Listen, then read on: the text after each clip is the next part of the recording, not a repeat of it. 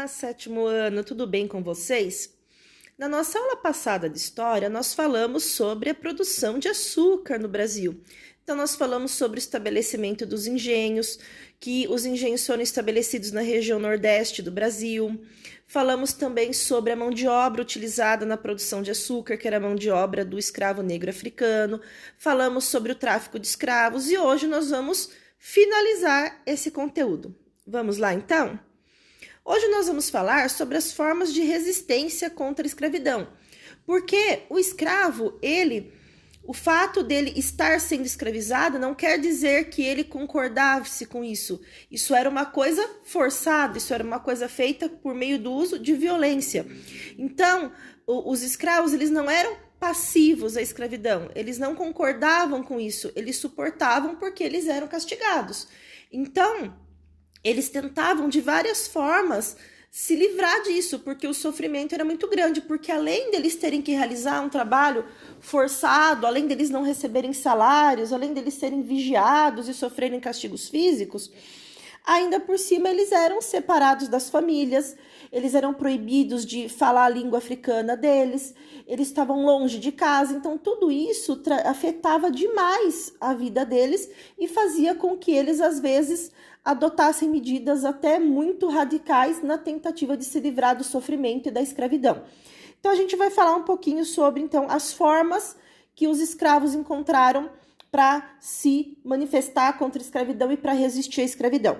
Então, uma das formas mais conhecidas é fugindo para os quilombos, tá? O quilombo mais famoso é o quilombo dos Palmares, e os escravos fugitivos tentavam fugir para os quilombos que ficavam no meio das matas, em regiões mais escondidas, né?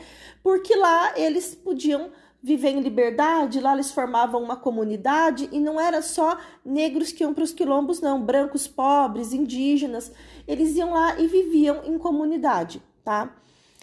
Segunda forma de tentar se livrar da escravidão, cometendo suicídio. Às vezes, o desespero era tão grande, a dor era tão grande, a tristeza era tão grande que alguns acabavam cometendo suicídio. Outros morriam por banzo. Banzo é uma espécie de depressão, uma tristeza excessiva. Então, a pessoa acabava ficando, não conseguia mais dormir, não conseguia mais comer, ia ficando doente e acabava morrendo por banzo. Muitos escravos também cometiam abortos e evitavam o nascimento dos seus filhos para que seus filhos não tivessem a mesma vida de escravidão que eles.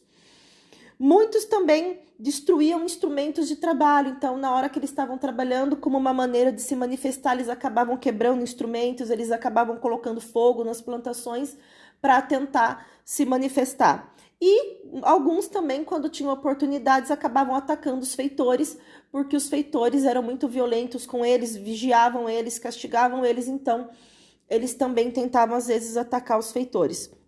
Então essas são algumas das formas que os escravos encontravam para tentar resistir contra a escravidão. E aí, como eu disse que a principal alternativa que os escravos, tentavam encontrar para se livrar era fugindo para os quilombos, vamos falar um pouquinho sobre o quilombo dos Palmares. Ele foi o maior, mais duradouro quilombo do Brasil, localizava-se na Serra da Barriga, em Alagoas.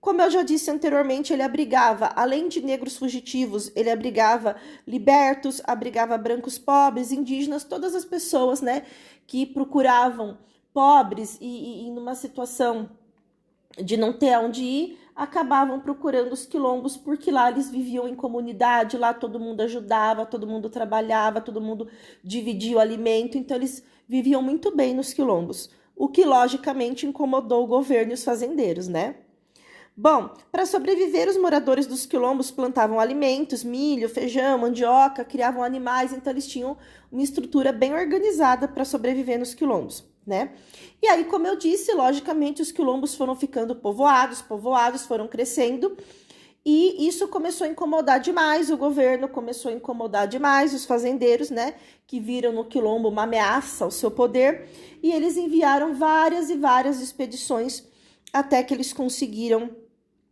destruir o quilombo dos Palmares, tá?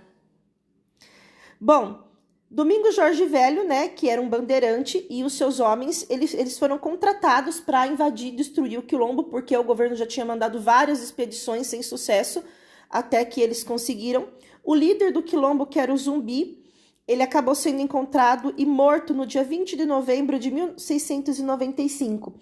E aí, pessoal, é por isso que o dia 20 de novembro é o feriado da Consciência Negra. Essa data foi escolhida, né, em homenagem, né, ao Zumbi, para relembrar a luta do Zumbi, a luta dos negros e dos quilombos, tá?